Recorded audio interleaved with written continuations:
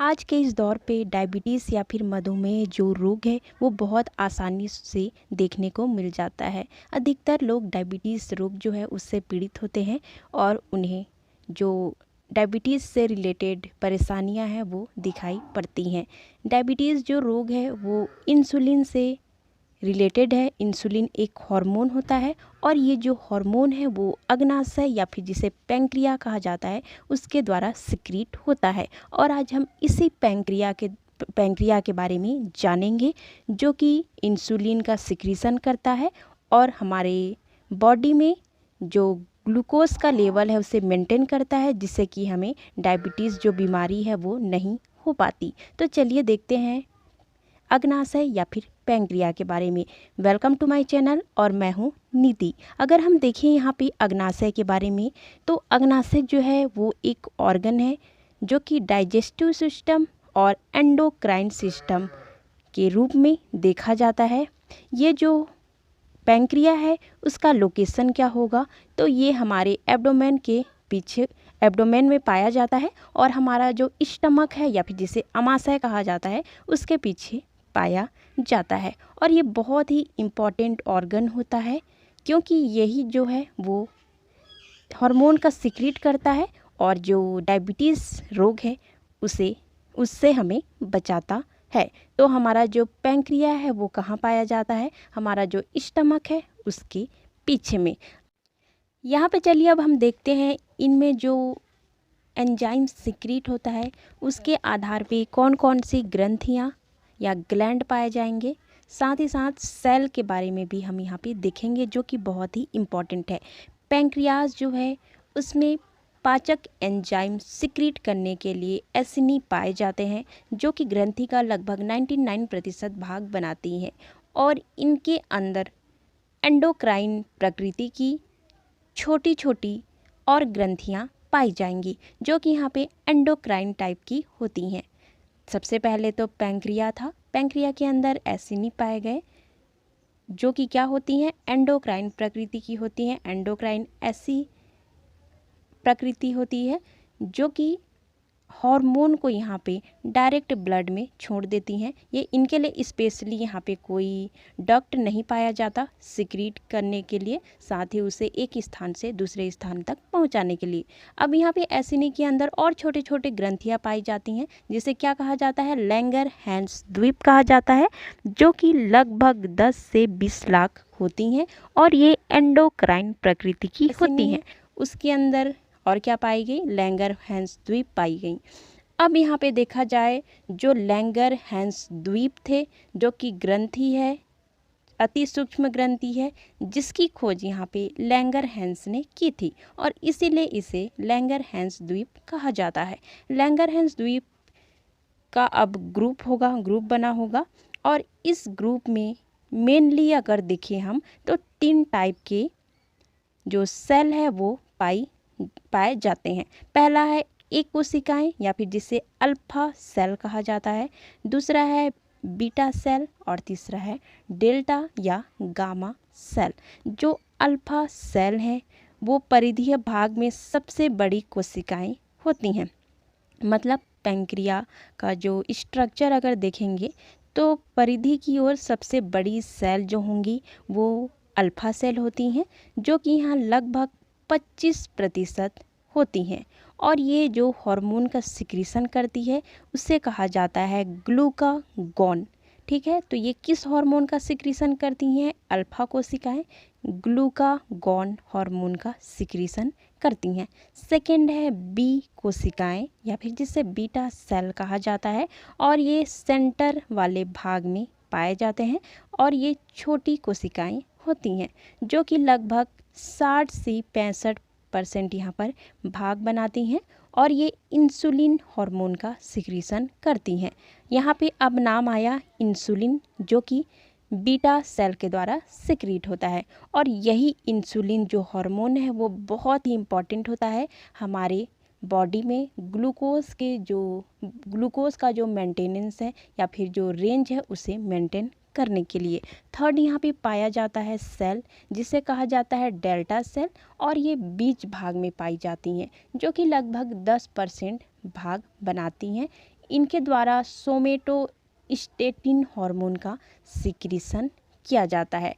और ये जो सोमेटोस्टेटिन हार्मोन है वो अल्फा कोशिकाओं और बीटा कोशिकाओं की जो क्रियाशीलता है या फिर फंक्शन है उसे यहाँ पे मेंटेन करती है, उसका नियंत्रण करती है। इसके अलावा और कुछ और सेल भी पाए जाते हैं। मेनली तो ये 3 सेल हो गए, पर कुछ और सेल भी पाए जाते हैं जैसे कि पीपी सेल, एफ सेल इन्हें कहा जाता है।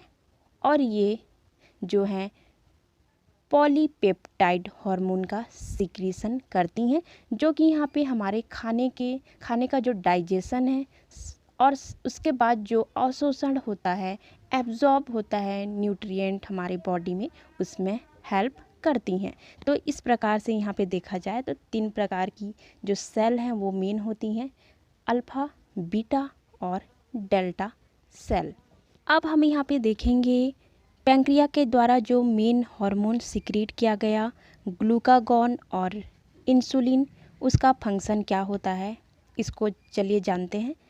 डेल्टा के बारे में तो मैंने बता ही दिया। डेल्टा के द्वारा जो सिक्रीट होता था सोमेटोस्टेटिन, जो कि यहाँ पे अल्फा और बीटा के ऊपर क्या करता है, नियंत्रण करता है। पर यहाँ पे जो इंसुलिन और ग्लूकागॉन है उसका खास महत्व है हमारे बॉडी में, और इसको थोड़ा हम डीपली देखने की कोशिश करेंगे। सबसे पहले देखेंगे इंसुलिन। इंसुलिन जो है वो बीटा कोशिकाओं के द्वारा सिक्रीट होता है। इंसुलिन को सबसे पहले यहाँ पे शुद्ध रूप में बैटिंग और बेस्ट के द्वारा प्राप्त किया गया था, पर इसकी जो आणविक संरचना है, मॉलिक्यूलर स्ट्रक्चर है, उसे एफ सेंगर के द्वारा बताया गया था। एफ सेंगर ने गाय जो है, डोमेस्टिक जो एनिमल है, उसके इंसुलिन को देखा और उस आधार पे यहाँ पे जो स्ट्रक्चर है उसको बताया, और इसका नामकरण भी यहाँ पे जो इंसुलिन नाम है उसे भी यहाँ पे एफ सेंगर के द्वारा दिया गया है, और इसीलिए यहाँ पे सेंगर को नोबेल पुरस्कार दिया गया था। अगर हम यहाँ पे देखें इंसुलिन किस प्रकार से बना हुआ होते हैं, तो इसमें 51 अमीनो अम्ल जो हैं वो मिले होते हैं, और जिससे कि यहाँ पे इंसुलिन बनता है। तो 51 अमीनो अम्ल मिलकर इंसुलिन बनाते हैं, जिसमें 2 श्रृंखलाएं होती है। पहली जो श्रृंखला है ए श्रृंखला, जिसमें 21 अमीनो अम्ल होंगे। सेकंड है बी श्रृंखला, जिसमें 30 अमीनो अम्ल जो हैं वो पाई जाती हैं, और ये 30 और 21 मिलकर 51 अमीनो अम्ल बनाते हैं, और इसे कहा जाता है इंसुलिन। चलिए अब हम देखते हैं इंसुलिन का जो फंक्शन है वो किस प्रकार से होगा। इंसुलिन की अगर हम बात करते हैं, मैंने पहले ही बता दिया, ये बहुत ही इम्पॉर्टेंट होता है हमारे शरीर में जो ग्लूकोज है उसको बैलेंस करने के लिए। पर थोड़ा और डिटेल से हम देखेंगे, क्योंकि इसके एक नहीं बहुत सारे जो कार्य है वो होते हैं। सबसे पहले अगर हम देखें तो इंसुलिन जो है वो शरीर में सभी प्रकार की जो सेल हैं उसमें ग्लूकोज अंदर तक पहुँचे उसको यहाँ पे श्योर करता है, या फिर कहें कोशिकाओं के अंदर ये ग्लूकोज को पहुँचाने में मदद करता है। सेकंड होगा इसका उपापचय का कार्य, या फिर मेटाबॉलिक जो प्रोसेस होता है हमारे बॉडी के अंदर, उसमें ये क्या कार्य करता है। सबसे पहले यहाँ पे देखा जाए कार्बोहाइड्रेट के बारे में। कार्बोहाइड्रेट बहुत ही इम्पॉर्टेंट होता है हमारे बॉडी के लिए, जो कि हमें यहाँ पे राइस, बाजरा, गेहूँ इन सभी से मिलता है, और इससे हमारी बॉडी में क्या मिलता है, हमें कार्बोहाइड्रेट जो है वो मिलता है, जो कि बाद में एब्जॉर्ब होकर यहाँ पे ग्लूकोज में चेंज हो जाता है बॉडी के अंदर। तो सबसे पहले अगर कार्य देखें तो इंसुलिन जो है वो ग्लूकोनियोजिनेसिस की जो प्रोसेस है उसको रोकने का कार्य करता है। अब आप पूछेंगे ग्लूकोनियोजिनेसिस क्या है। ये एक प्रकार का प्रोसेस होता है जिसमें यहाँ पे नॉन कार्बोहाइड्रेट जो सब्सटेंस होते हैं, जैसे कि लैक्टेट, अमीनो एसिड और ग्लिसरॉल, उसको यहाँ पे ग्लूकोज में बदला जाता है। तो ग्लूकोज की अगर हम बात करते हैं तो वो हमें मेनली कहाँ से मिलता है, कार्बोहाइड्रेट वाले खाने से मिलता है। पर कई बार ऐसी कंडीशन बॉडी में हो जाती हैं जब यहाँ पे नॉन कार्बोहाइड्रेट जो सब्सटेंस हैं, जैसे कि मैंने बताया, उससे यहाँ पे ग्लूकोज जो है वो बनाया जाता है ताकि हमारे बॉडी में जो ग्लूकोज की रिक्वायरमेंट है उसे फुलफिल किया जा सके। हम सभी फास्ट करते हैं या उपवास करते हैं, तब यहाँ पे जो ग्लूकोनियोजिनेसिस की प्रोसेस है वो ज़्यादा दिखाई पड़ती है, क्योंकि उस दौरान हम कार्बोहाइड्रेट वाले जो फूड है वो नहीं लेते हैं। हमारा जो मील है वो कम हो जाता है उपवास के दौरान, जिससे कि यहाँ पे जो ग्लूकोनियोजिनेसिस की प्रोसेस है वो स्टार्ट हो जाती है, जिससे कि नॉन कार्बोहाइड्रेट जो सबस्ट्रेट हैं उससे यहाँ पे ग्लूकोज क्या किया जाता है, बनाया जाता है और हमारे बॉडी में जो ग्लूकोज की रिक्वायरमेंट है उसको पूरी की जाती है। पर ज़्यादा मात्रा में अगर ग्लूकोनियोजिनेसिस की प्रोसेस हो तो वो बॉडी के लिए अच्छी नहीं है, और इसीलिए यहाँ पे जो इंसुलिन है वो ग्लूकोनियोजिनेसिस की जो प्रोसेस है उसे मेंटेन करने का कार्य करता है। सेकेंड यहाँ पे फंक्शन होगा इंसुलिन का ग्लाइकोजिनेसिस को प्रेरित करना, या फिर कहें जो ग्लाइकोजन है उसे लीवर और हमारे जो मसल सेल हैं उसमें स्टोर करना।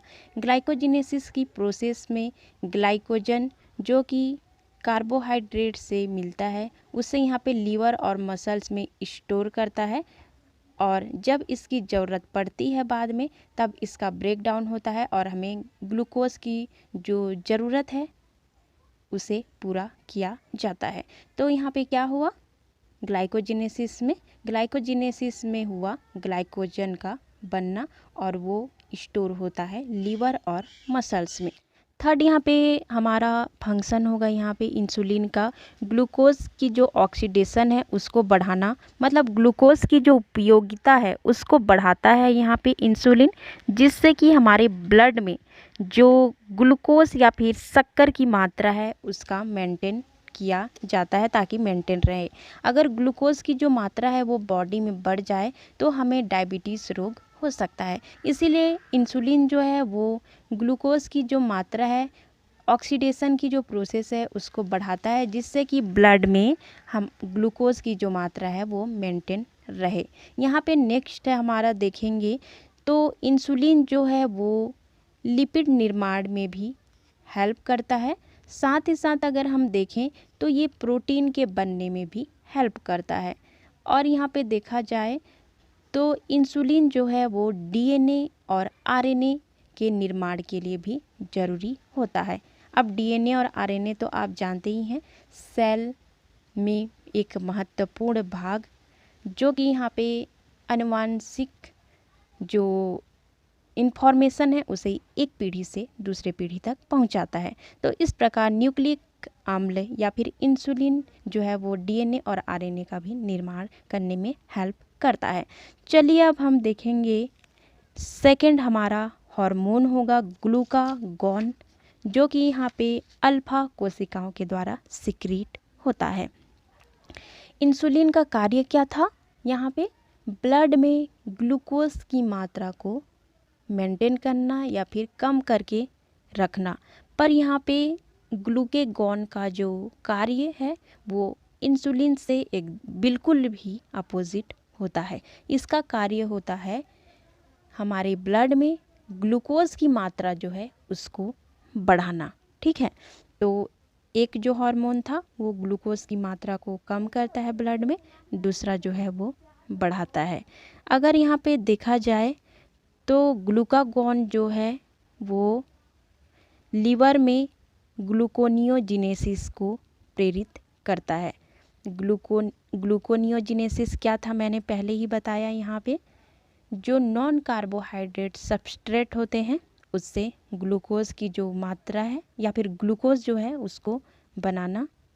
तो यहाँ पे ग्लूकागॉन जो होता है वो ग्लूकोनियोजिनेसिस को प्रेरित करता है, जिससे कि यहाँ पे लीवर में ग्लूकोज की जो मात्रा है वो बढ़ जाती है और साथ ही साथ हमारे ब्लड में भी ग्लूकोज की जो मात्रा है वो बढ़ जाती है। अब इसका मतलब ये नहीं है कि ग्लूकेगॉन जो है वो हमारे बॉडी के लिए गलत है या फिर हमारे बॉडी को यहाँ पे गलत प्रभाव डालता है।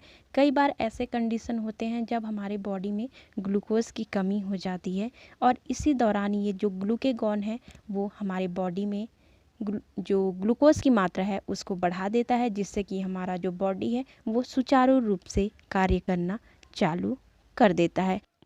इंसुलिन और ग्लूकेगॉन जो हैं उनका नियंत्रण एक लिमिट कंट्रोल फीडबैक के द्वारा यहाँ पे नियंत्रित होता है या फिर मेंटेन होता है। जब ब्लड में ग्लूकोज की मात्रा सामान्य से बढ़ती है तो इंसुलिन का स्रावण होता है और इसके अपोजिट जब यहाँ पे ग्लूकोज की मात्रा कम होगी तो ग्लूकेगॉन का सिक्रीशन होगा। तो इस प्रकार से देखा जाए तो ये जो दो हार्मोन थे इंसुलिन और ग्लूकेगॉन वो हमारे ब्लड में ग्लूकोज के बैलेंस को बनाए रखते हैं, जिससे कि हमारा बॉडी जो है वो अच्छे से कार्य करते जाता है ग्लूकोज का उपयोग करके और यहाँ पे हमें डायबिटीज़ रोग होने से बचाया जाता है। पर कई बार ऐसे कंडीशन दिखाई पड़ जाते हैं जब जो इंसुलिन है वो सिक्रीट नहीं होता है तो ब्लड में क्या हो जाता है, ग्लूकोज की मात्रा बढ़ जाती है और जिससे कि डायबिटीज़ हो जाता है। और इसको हम बहुत ही डिटेल से देखेंगे हमारे नेक्स्ट वीडियो में। इंसुलिन से रिलेटेड जो बीमारियां हैं वो कौन कौन सी हैं। आज का हमारा इस वीडियो से रिलेटेड क्वेश्चन होगा, इंसुलिन जो है वो पैंक्रिया के किस सेल के द्वारा सिक्रीट किया जाता है। पहला है अल्फा सेल, दूसरा है बीटा सेल, तीसरा है डेल्टा सेल और चौथा है पीपी सेल। आपको आंसर कमेंट करके देने हैं, ज़रूरी दीजिएगा। और वीडियो अच्छा लगा लाइक कीजिए, सब्सक्राइब कीजिए, बेल आइकन प्रेस कीजिए। Thank you so much for watching.